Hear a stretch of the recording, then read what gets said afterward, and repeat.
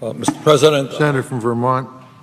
Mr. President, I want to thank Senator Whitehouse, Senator Schumer, and all of those who have been working so hard on this enormously important issue, which has everything to do with whether or not our country remains the kind of democracy that most of us want it to be.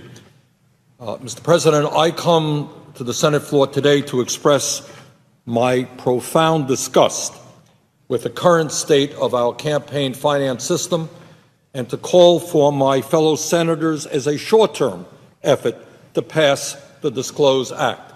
Passing the Disclose Act would be an important step forward, but clearly we have much more to do on this issue. Long-term, of course, we need a constitutional amendment to overturn this disastrous Supreme Court decision, the Citizens United 5-4 decision of 2 years ago. Long-term, in my view, we also need to move this country toward public funding of elections so that once and for all, big money will not dominate our political process. Long-term, there is no question in my mind that Citizens United will go down in history as one of the worst decisions ever rendered by a United States Supreme Court. 5 members of the court came to the bizarre conclusion that corporations should be treated as if they were people, that they have a First Amendment right to spend as much money as they want, to buy candidates, to buy elections, and somehow, in the midst of all of this unbelievable amount of spending, millions and millions of dollars, the Supreme Court came to the conclusion that this would not even give the appearance of corruption. I think that is, frankly, an absurd conclusion. Mr. President, let me tell you, and my take on this may be a little bit different than some of my colleagues, what concerns me most about the Citizens United decisions. And that is, if we look at Citizens United in tandem with other trends in our economy today, what we see is that this nation is rapidly moving from an economic and political sense to an oligarchic form of society. Economically, what we see are fewer and fewer people who control our economy. We see a nation which has the most unequal distribution of wealth and income of any major country on earth, in which the top 1% of our nation owns 40% of the wealth, the bottom 60% own 2% of the wealth. And that gap between the very, very wealthy and everybody else is growing wider and wider. That's wealth. And in terms of income distribution, the situation is even worse. The last study that we have seen suggests that 93% of all new income between 2009 and 2010 went to the top 1%.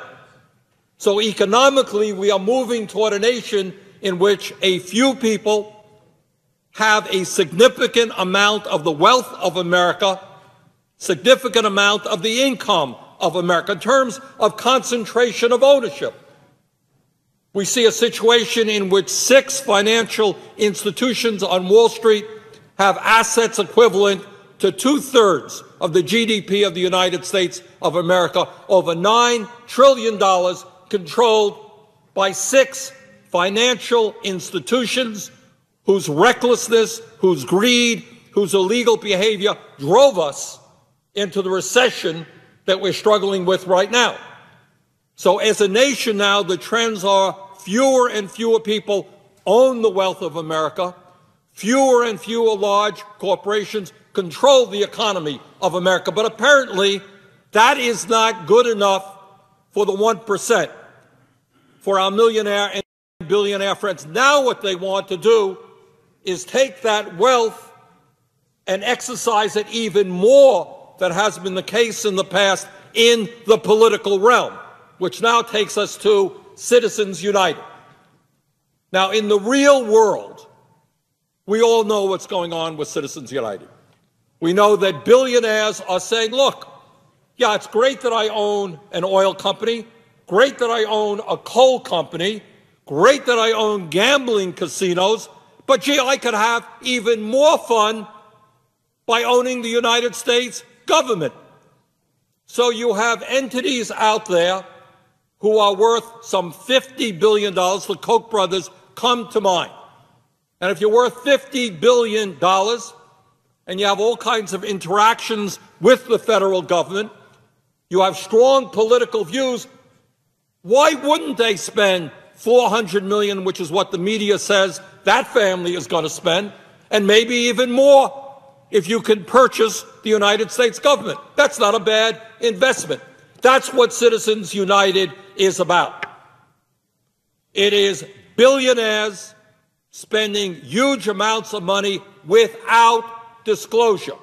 Without disclosure. Now, I would have gone further than this bill, but this bill is certainly an important step forward. What does it require? It says if you're going to spend more than $10,000 on a campaign, that you have to make public who you are. I don't think that is a terribly onerous provision. Now, the American people are not stupid. They understand that if somebody is going to spend hundreds of millions of dollars on political activities, they want something. That's what it is about. Why do people make campaign contributions? Now, many of us get a whole lot of campaign contributions from folks who give us $25, $30, $40. Most of my campaign contributions come from people who give us less than $200.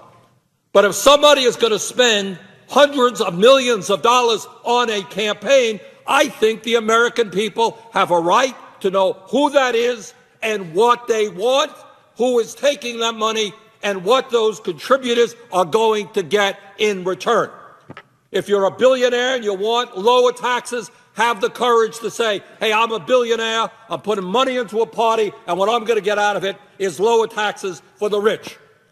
And if I'm somebody in a corporation that is polluting the air and the land and the water, and I want to get rid of those regulations, have the guts to come forward and say, yeah, that's what I want. I want to eviscerate the EPA. I don't care that children in Vermont or Rhode Island get sick. That's what I want. So what this is about is fairly elementary. What this is about is simply having those people, those institutions, corporations that are putting in unions, putting more than $10,000 into the political process, say who they are. Now, what concerns me very much about this whole process, and I think concerns the American people, is while our middle class disappears and poverty increases, while the gap between the very, very wealthy and everybody else is growing wider, it appears very clear right now that these folks are not simply content. The top 1% are not simply content with owning the economy, with controlling the economy. They now want to control, to an even greater degree than is currently the case, the political process as well. And that's what these campaign contributions of hundreds and hundreds of millions of dollars are about. When I think back on the history of this country and the enormous sacrifices that men and women made defending the American ideal, the ideal that was a vision to the entire world looked to the United States for what a strong democracy was about. One person, one vote. In my state of Vermont, we have March meetings. People come out. One person, one vote to discuss the municipal town budget, to discuss the school budget. And now we have evolved to a situation where one family can spend $400 million buying politicians, buying elections. That is a long, long way away from what democracy is supposed to mean in this country. So, Mr. President, the Disclose Act is a very important first step forward, and I hope that we can get strong support for that important piece of legislation. And with that, I would yield the floor.